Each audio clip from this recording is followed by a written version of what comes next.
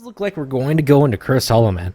So this should be a Okay, pretty there it good is. game number 3. I mean, we're going to see Lost Vikings more than likely banned out here. They are, again, one of those super strong heroes on this map in particular because it's so big and there's just so much range. And Sylvanas as well. Sylvanas is going to be banned out. First banned by Bella and the Beast.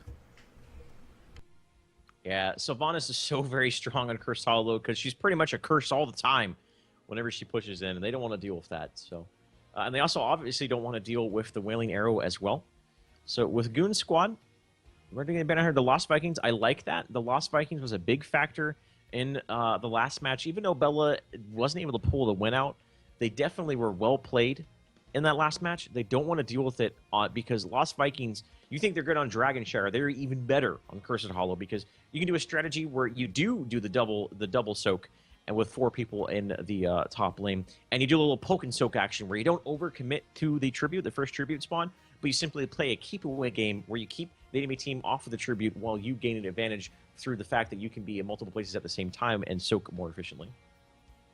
And like we said, Lost Vikings are gone. They don't want to deal with that potential frustration of not being able to go and just take a curse and not worry about 3 lanes being soaked at any one point. Zeratul being picked up, of course, by Bella and the Beast, first pick. Again, this just shows you, like you were saying earlier, how much melee assassins dictate the meta of this game.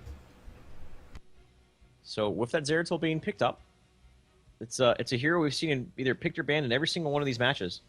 And he's very, very good on this map because the tribute forces teams into taking at least one person and keeping them still for a small period of time. And through that, with maybe a slight positional mistake, that can turn into 2 or 3 people. So I like the Zeratul first pick here. He's such a strong hero in the current meta right now. And teams are really putting so much priority on him, obviously, as he's getting first picked up here. What is the response from Goon Squad, though? I would like to see a Tassadar. I would really like to see a Tassadar here from Goon Squad because it grants them the vision for that Zeratul, and also he's a really safe pick on this map just because he's pretty much a free lane. He's guaranteed soak in a lane because of his survivability. He's good at mitigating with pushes, which is obviously a factor to take into consideration when you're on Cursed Hollow, and he's just a really strong backliner. Exactly. I mean, Tassadar, you can get away with not having a Tassadar. The main thing is that Zeratul and his Void Prisoners are just so detrimental to any team fight. But we do see them pick up Brightwing as a first pick. Again, we don't want to see that happen again where they banned out all the supports. They got Brightwing and Jaina for Goon Squad now, which is a lot of zone control. Now, we've talked about this before, but if you think about it, the global presence is what you really want to go for on a big map such as Cursed Hollow. And we've seen Abathur, man. Abathur. My boy Abathur, man. You think Zeratul was scary before. Now you give him that symbiote from Abathur, and this enables Zeratul where once he gets focused attacks and follow through, he's not really able to solo that many people unless they're completely caught off position. Like a Jaina 1v1 situation, Zeratul will come on top of that a good majority of the time. But what Abathur does with the symbiote is it complements him even more. His early game, once he hits level 4 and level 7 with an Abathur symbiote, he's now able to take people out completely on his own. And it's such an insane amount of damage the way those two synergize together. I love this Abathur pickup. He's strong on the map as well. You have the Ultimate Evolution, which is super strong in Kael'thas, so they have a strong hero that he can use Ultimate Evolution on. I really like these first 3 pickups for Bella and the Beast. I really do too. I mean, Abathur, again, I love that hero. He used to be so good back when he was first released. He was ridiculous. Like you could not win a game if the other team had an Abathur. But with that being said, in Ultimate Evolution on top of anyone like Kael'thas or Zeratul, they have multiple options at this point. They have mobility or just some extra damage. It just depends on what Goon Squad is going to decide to do, like what kind of strategy they're going to pull out in these fights. You see Uther being banned out. They're trying to lock out the potential problem heroes such as Uther with his stun or his divine shield. Now, Bella and the Beast at this point, they're going to think, hey, what is it that Goon Squad, and then we see Tassadar being banned out, they don't want to have to worry about that potential problem of Zeratul being spotted all the time. And the thing about Cursed Hollow, there are a lot of nook and crannies. There's a lot of vision problems, in particular when you're on the top half of this map. Yes. So I really like the Tassadar ban. I think that was probably the most optimal ban that Bella could do. Now, Brightwing is a great hero at dealing with Zeratul because you can polymorph Zeratul right at the right time where once he gets that wormhole, he can't blink out. So I like the Brightwing first pick. I guarantee you that was in response to the Zeratul pick. She's a strong healing support, but even more so in the situation because of this Zeratul. Now, what they need is they still need a little bit more damage. Vala is on the board. Zagara is there as well. Zagara is really a hero that we've seen quite a bit today. They're going with their Anubrak. Are they going to go with an Anubrak Tyrael combination? I think that would actually that could work out pretty well as long as they're on point with their initiation. That Kel'Thas would be shaking in his boots if a Tyrael is picked up here. Though they could go with the Zagara and really grant themselves a lot of strength in their boss lane.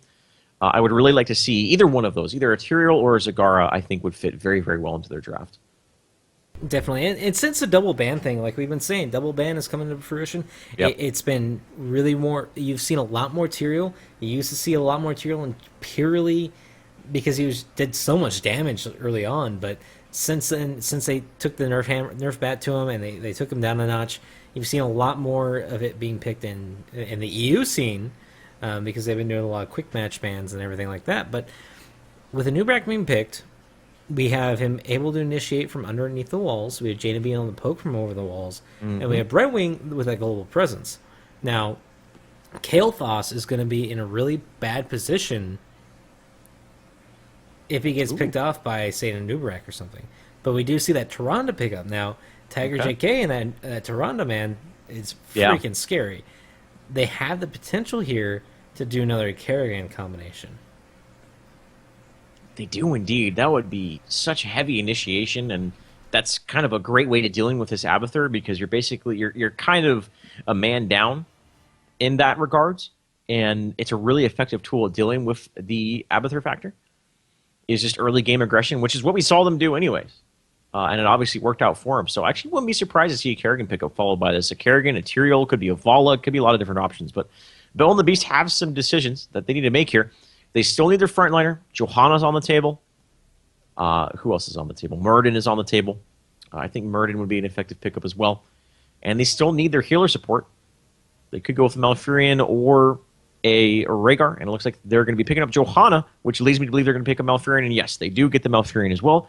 So Bella rounding off their draft. They have a strong frontliner, a great backline with a Kael'Thas and Malfurion, and Zeratul with that symbiote is going to be a force to be reckoned with.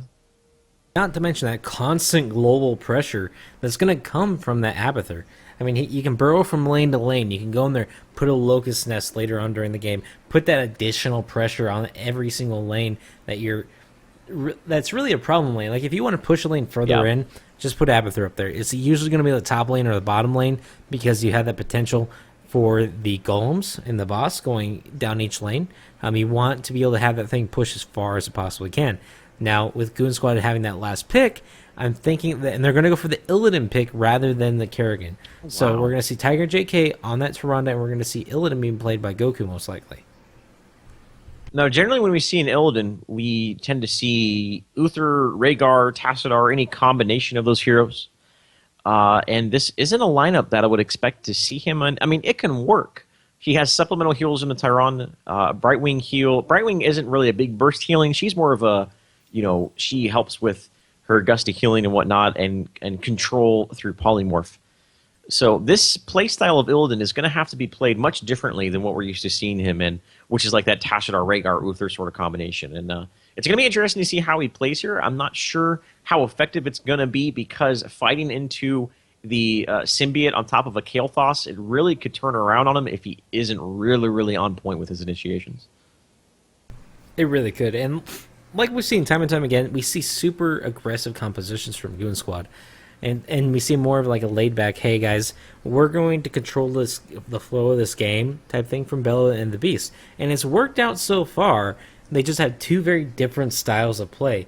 I like to say this, that Goon Squad has more of like a Tempo Storm type style of play at this point, from just what I'm seeing from back in the day when they're SMG type thing. And when I was playing against them, this is what we saw. We saw a much more hyper-aggressive type of play.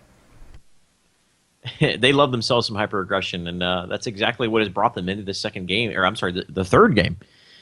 into the third game. So, ladies and gentlemen, we're just waiting for the lobby to take shape here. All the players are in it. We're going to let them know that we are ready. Are ready, exclamation mark, exclamation mark, exclamation mark. So this is going to be a battle of hyper-aggression on the side of Goon Squad, where a little bit more cerebral play coming out of Bella and the Beast, not so quite as just get in your face and destroy you. You know, a lot. They have a lot of poke, Bella does, between the Malfurion, Moonfire spam, Kael'thas with his skill set. Zeratul obviously can, you know, get in there, do a cleave, blink out, on top of an Abathur symbiote, as well as the mines that can be laid down for vision. So Goon Squad just wants to go full bush and just go right headlong into the fights, where Bella wants to be a little bit more decisive with their fights and kind of dictate the flow. So it's going to be interesting how these two contrasting drafts come out ahead. Definitely. As we just wait here for one more person to get ready, I'm loving both compositions here, man. Like I love seeing Abathur. I love seeing Zeratul. They're a couple of my favorite heroes to see. The Anubrak and Illidan. Illidan, if you remember me playing back in the day, man, that's all I used to play. Yeah. I used to play nothing but Illidan. He's one of my favorite heroes, lore-wise, competitive scene-wise. Like, he's just so good, and people just underestimate him so often. But we're going to get right into the game here. This is going to be game number 3 of a best-of-3 series, 1-for-1, Goon Squad or Bella and the Beast. Who's going to move on to this next round and possibly win that $100 prize? We're going to see, man. So those of you who might be new to the game, the idea on this map on Cursed Hollow is there are tributes who spawn on designated locations throughout the map kind of randomly. There's a little algorithm to it, but for the most part, it's random.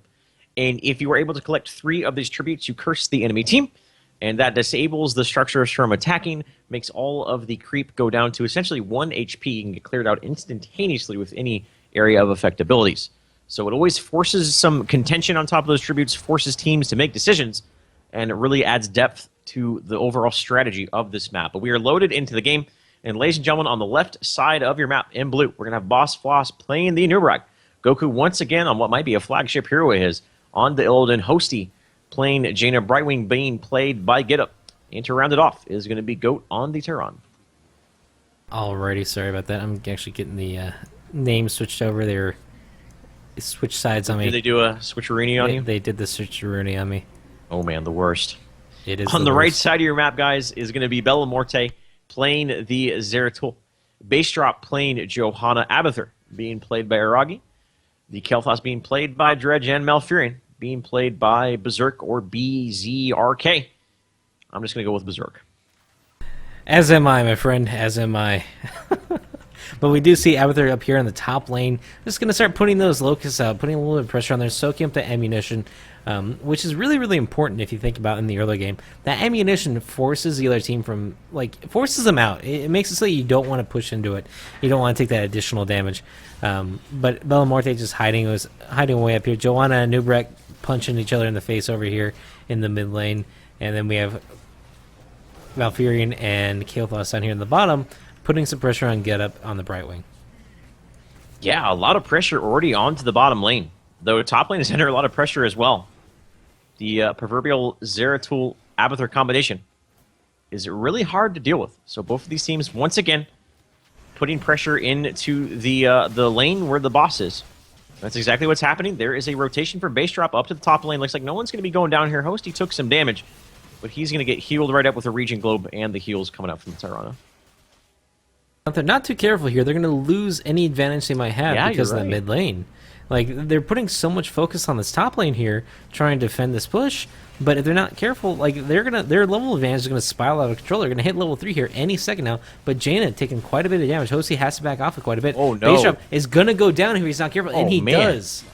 That's a worst case scenario right there. You committed your Johanna to the top lane and try to get a gank, which that can pay off as long as you get that gank. But the worst thing that can happen is not only did you just grant the enemy team experience through dying and them getting the kill on you, at the same time you're losing Soak in the middle lane. And already at the 2-minute mark, almost a 1-level discrepancy between these two teams. Level 4 is here for Bella, and they are already off to a great start.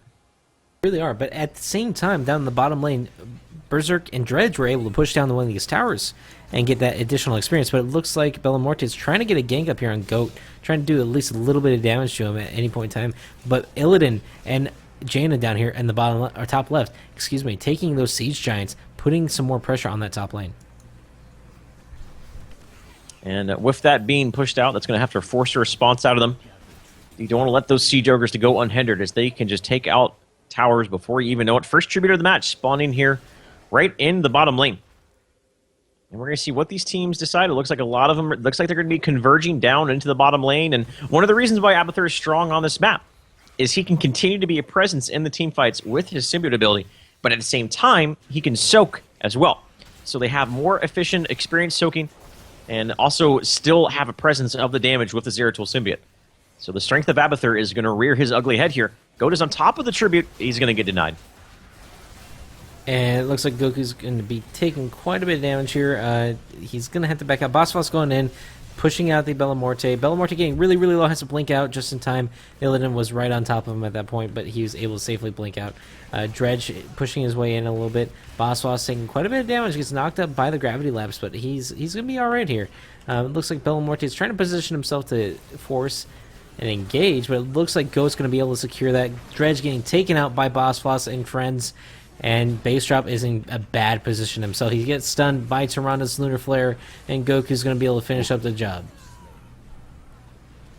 So you can sit there and try to soak as well as you can, but it's completely negated by the fact if you get taken down twice. That's exactly what happened. So the first tribute going the way of Bella here. And well done by them. The experience advantage that they had has been completely negated by the Abathur effect, nonetheless. Though there's always that situation for anyone who's played the game for any period of time, can be in this really awkward spot where the enemy team is about to hit level 10, but they got both of the tributes, and you're like, I'm damned if I do, damned if I don't. And it's a situation that if Bella continues to play the way they're playing, can make the enemy team be in, and that's always a great way to start. It really is, and that's one thing about Abathur is like even though you look like you're losing in certain team fights and engagements and everything, he's still up there soaking that lane, like you were saying, negating that experience lead that potentially would have been for Bella and the Beast. Up here in the top lane, Bella's just continuing to soak, try to get pressure on the map. They still got a big old goose egg hanging over their head, with no kills, or I'm sorry, no takedowns on the board quite yet. Boss is going to be able to burrow charge his way out of there in the next tribute. Second tribute of the match is going to spawn on the top side, slightly favoring that of a Goon Squad because of its location, and I'm sorry, of Bella. And they are going, oh wait, no, Goon Squad is on the left side, Bella's on the right side. I'm sorry, I've got a complete switch up here.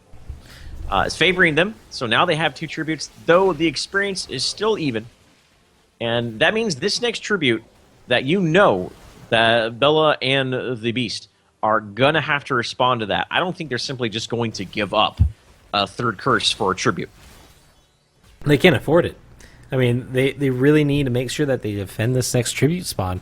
If they're not careful, and they're able to, and Bella and the Beast is able to get this third tribute, it's going to be really, really hard to recover. Again, right now, Araragi is doing a great job having global presence, but before level 10, he can't really do too much when defending. Able to pick up the Bridger camp, though a big aggressive movement over here. Berserk is under a lot of siege, and he's going to get taken down. Dredge as well is going to be going down. And this is a great movement, calculated aggression, paying off itself in dividends. And this is going to grant them 2 kills, a significant experience advantage, and now they can rotate down to the bottom curse. Are they going to be able to get there in time? Base Drop was thinking about trying to nab it up, but no, he's too concerned that he's down 2 teammates and not going to be able to get it. So it looks like they might just sack this tribute, go get at the boss, and do a little bit of damage control. Something they need to do. They need to look at, hey guys, we can't win this engagement right now. What are we going to do to put ourselves in a lead? And it looks like they're actually going to fight off this tribute, try to fight off this tribute. Make sure they can't get this curse, but it looks like they're going to be able to get it pretty handily. There's no contest at all. What are we going to see out of here? I can't really tell. Are they going to put pressure on the mid lane? It looks like they are. It's exactly what they're going to do. Top lane already pushing out with those siege ogres. The gate and the tower are already down. Abathur is going to have to retreat as he's been spotted out. And this is a great position that Goon Squad has put themselves in here. I mean, they're going to try to defend the best they can, but they are inevitably going to lose quite a few structures. and be behind. There's a big initiation from Goku going full Super Saiyan onto Berserk's Malfurion. I think he knows he's dead. He's just going to stand his ground and try to do what he can. And in the meantime, Kael'Thas also getting cleaned up. Brightwing gets taken out in the top lane, actually, so they were able to get a little bit out of that. Bella Morte, with the help of the symbiote, was able to kill the Brightwing, and looks like prevented the phase shift into the team fight. But nonetheless, that's absolutely going to favor Goon Squad. They're going to get this fort in the mid lane. They continue to get themselves a good experience advantage, and right now they are a threat to be reckoned with. They are, and they need to make sure that they put as much pressure on the can as any lane. It looks like they're going to go down the bottom lane. Araragi has to get out of there, otherwise he's going to forfeit his life and get taken down. But it looks like he's going to hop up to the top lane. Now, both the top and the bottom lane are both at half health on the... So, it looks like the bottom fort's actually going to be taken out as well. They have to do something here. They're going to go for that boss in the top right. That's exactly what they're going to do. Goku just finishing off that bottom tower. They're picking up their boss, and this is going to apply some pressure in the top lane to try to get something going for them. They do have level 10 on the board. Taking a look at that, it looks like it's just pretty much what we'd expect across the board. The ultimate evolution, which is a great ability in conjunction with Kael'Thas. 2 Kael'Thas's is a threat. 2 Zeratul can also be threatening as well. Malfurion going Tranquility, and Johanna going with that Blessed Shield. Such a strong initiation tool. You can get big 2-man stuns off of it. And it's a great tool picking up right there. Aragi using the ultimate evolution with Zeratul, trying to do some harassment damage here at the enemy Bruiser camp. But I think right now he's just trying to be a little threatening, try to keep them inside of their base. And this is going to allow Bella to fall back and clean up this boss. It really is, and they really need to focus on just making sure that there's no more pressure being put on their lanes. They're missing a couple towers mid, or at least one tower mid, and they're missing that fort. Now that top fort was just taken out by the boss up here in the top lane for Goon Squad, but Bella and the Beast is taking every single merc camp they can. They're trying to put more and more pressure onto Goon Squad at this point, and it's something different from what we've been usually seeing. Is they're being a little bit more aggressive in this game. Yeah, that's something that they've been executing fairly well. Level 13 is here for them.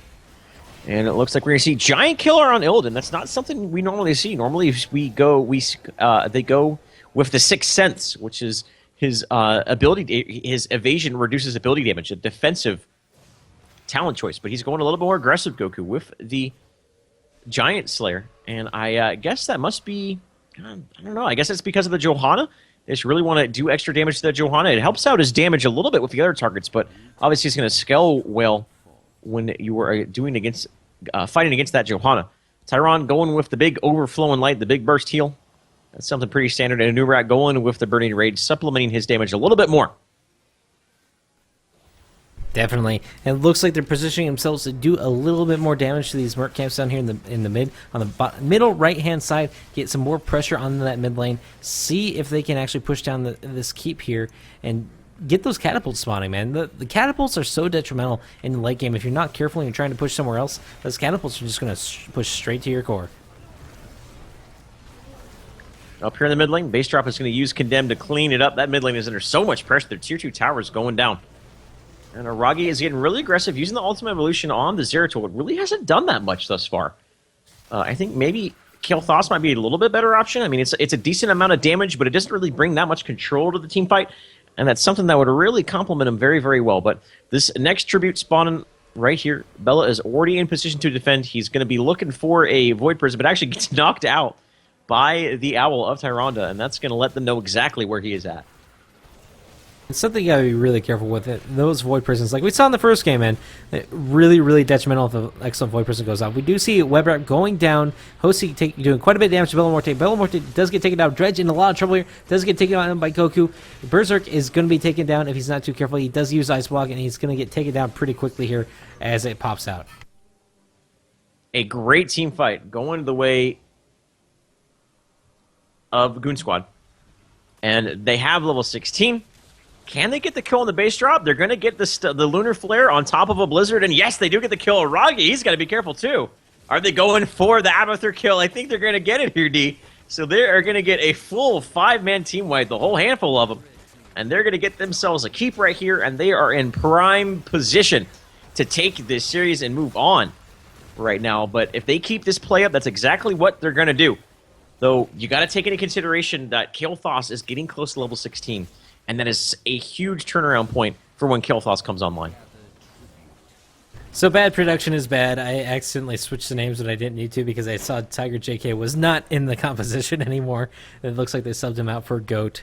But that being said, Goon Squad is on the left-hand side, sir. So Got it. We are good.